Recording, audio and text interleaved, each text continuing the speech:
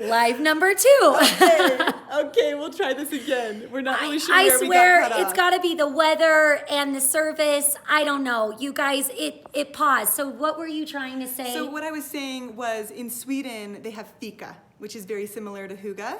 And it's like a time of day where they come together and they have a coffee and they have some cake. And that's kind of where I was going. Yeah, that's kind of where I was going with the kamut flour.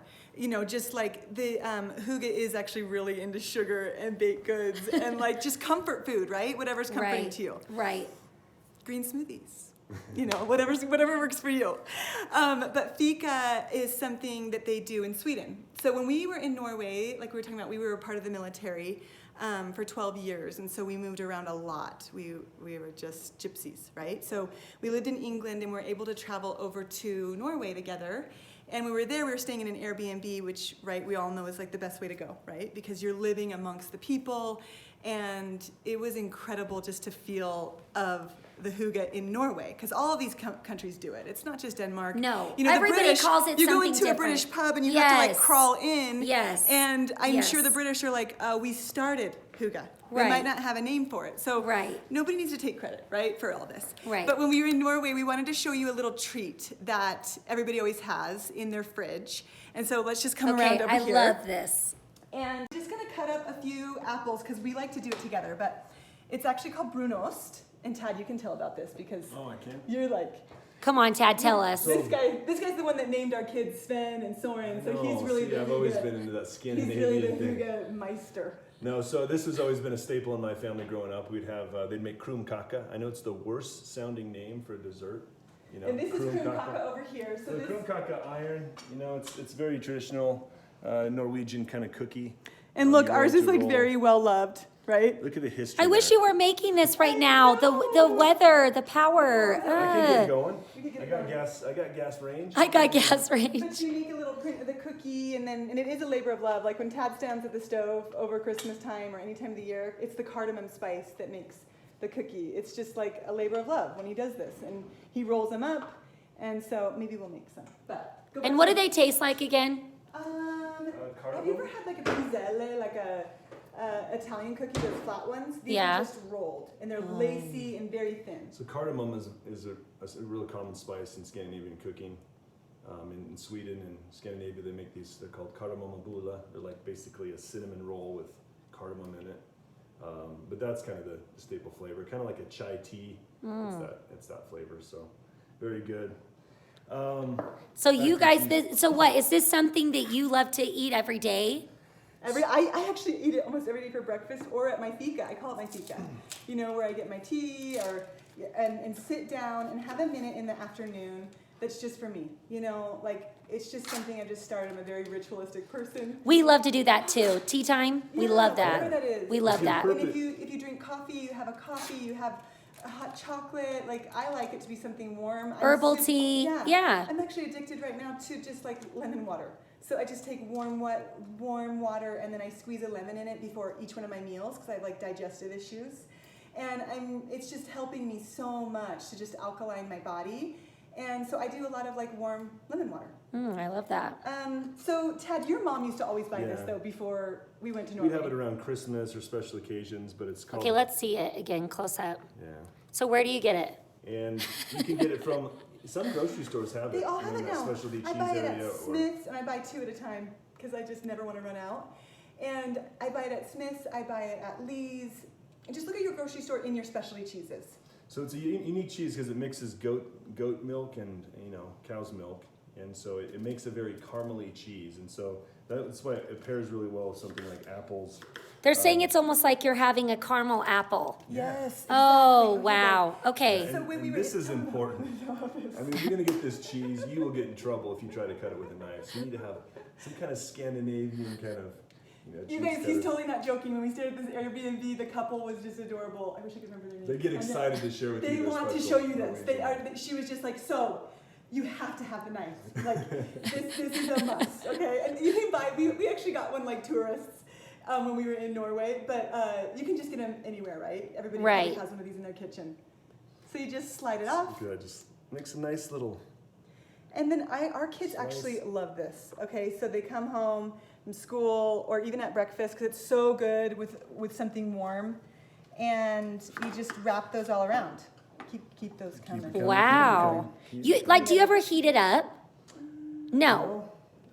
Well, that's not true. So my mom will make like a julekaka. It's another cardamom flavored bread. Try that with the kamut flour, right? Right. It's a cardamom flavored type bread, and she'll kind of melt, the cheese on the hot bread. She'll put the cheese on there, and it pairs really well. Okay, what is the name of the cheese again? So, it's called brun, which means brown in Norwegian, and ost, which means cheese. So, brun ost. Okay. Take a screenshot of it. This company here is pretty ubiquitous in Scandinavia. This is the one I'm actually finding everywhere, though. Like if I go somewhere, it's always this Ski Queen. It is this brand. Ski Queen. Yeah, whatever. Okay. So, I want you to try it. Sometimes people try it. Yeah, and Lizzie, tell okay, us I want to try it. Because people don't. Let's hold the. Okay. Let's let Tad hold it. Oh, some people don't love it. Or flip us around. Okay. I'm like, I'm dying over it. Wow. So you taste the caramel. It's a very sweet cheese. So You're sometimes right. when people have cheese. It's You can taste the goat cheese almost a little bit, Right. but then you can have the caramel. Oh my! I It keeps love going, it. Right? The flavor just keeps I going. love this. And I'm not kidding. It's like kind of like one of those ratatouille. The lighting is like so bad. One of those ratatouille moments. You guys all know that movie. When you eat two things together, like the strawberry, the grape, or the cheese, and like when you do this with something warm. It's just This is yummy. And for this breakfast, is fun. you just lay this on a piece of toast. So just lay your brunost on your toast and just. You can eat it without anything. Just pop and go, pop and go. Push it against your palate. I love this. You Feel the guys. Hygge infuse into your body. Mm-hmm. Yeah. Oh my! This is so good. It's so good. Oh my heavens. Okay. Well, does anybody have any questions? Do you have anything else to say? No, I mean, This is really good. I think the main thing with Hygge is that coziness, that time together. Being Let's purposeful get with closer. Yeah, let's get close, people. when Let's you're try in- to get close. When I was in Sweden a few months ago, with their Fika, their coffee breaks, they're very purposeful about it. Americans kind of get coffee on the go. Swedes will sit down with their Fika, their cinnamon roll, and they make it about sharing time together. And so they don't do it on the run. They're purposeful about it. Kind of on the hour type thing. So I think that's one thing, just having... I think Americans do that in general all the time. I think we're always on the go. It's like they don't have fast food restaurants in Europe like us. It's like nobody's just going through a drive-through. They're actually sitting down like you said, and that's why I love going to Europe. I feel like you just feel like you're going crazy, like walking all the time, but time kind of slows down. And you get to sit and you get to enjoy, and that is what we are really all about. That is what we are all about, and I think that's why we all connect, and we love to come to your house, and you love to come to our house, because we all are just creating these spaces where everybody wants to be, and that's what you need to try to do, right? Yeah, where everybody feels like they belong, right? We're just all creating those safe places for our kids, and I think that the reason why Hygge works so well in the winter is because it is cold outside, and the blankets feel good. I've laid sheepskins over every piece of furniture in this house. And because I just think that you want a little. Well, you have leather and it's cold. Leather's it's cold, really cold right. in the winter, right? And so and it's getting, like we said, it's getting dark earlier, and there's a lot more time to just be together. And so let's just instead of rejecting the cold, let's do winter, right? Like we like to say, we do winter. And I think that we can all do winter, just by getting out the blanket, getting out your books, laying the books by the fireplace. I like to keep some even by the fireplace so that we're just drawn to read, to be together, create stillness in our homes. But I think the lighting is major key. And I think the little tea lights everywhere. I mean, really, did you see how many she has going on? She had us over for lunch the other day, and 1 million were going on, but it creates that feeling. Yeah. And the dim, like you said, There's on some the over here lights. in the window too. Put them in the windows. So Tell your them neighbors about can these see. fast. These are so neat. These are actually whiskey bottles. If you guys live in Park City, you'll know this distillery called High West. And there is a recycle center in Salt Lake where you can just pick these up for $3, I think, a piece. Or if you're an avid whiskey drinker, you can drink your whiskey and have your bottles. But and then we just put candles in there, right? And we can do it like at Christmas, and then we can So just neat. do it all year. So I do. I do love like it, Joe. Your house is so cozy. Some unscented candles. It's so cozy. And look at all the lights that you've changed. They're so cool. I love it. And it's nice to just put things on a dim at night, you know. Yeah, It doesn't feel so bright. take cues from the earth. The earth goes to sleep, kind of gets darker. Turn the lights down, get some candle vibe. I love that. I love that. Yeah. Okay, you guys have to get this cheese. That was yummy. That was fun. I think you also have to get the salt. You guys, the salt on there.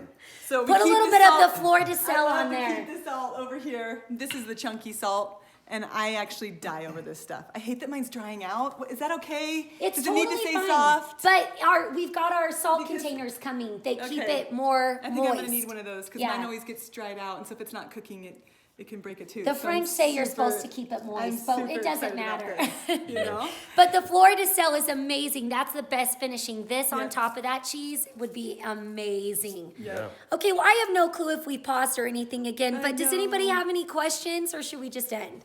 I Well, think that I was saw great. somebody ask a question about the macrame over here. Oh, This is Tad picked this up in Mexico. Macrame. So the thing on the Yeah. wall. oh, okay. Somebody was asking about that. Oh, I missed it. So we got that in Look how cool. Sayulita, Mexico. And I just found a piece of birch and just pounded up there. I actually did it with my underwear on, which is really awkward And maybe the ladder and entertaining was for going from my here. wife, but Oh my. it's just one of those where you're not ready to like do a project and your wife throws it on you and you're like, I guess we're doing this. So Oh I'm, my like, balancing there heavens. and- So That if is anyone's ever hilarious. cutting down wood in your neighborhood, just be sure to pull your Yeah. van over. You know, that's what we like to do.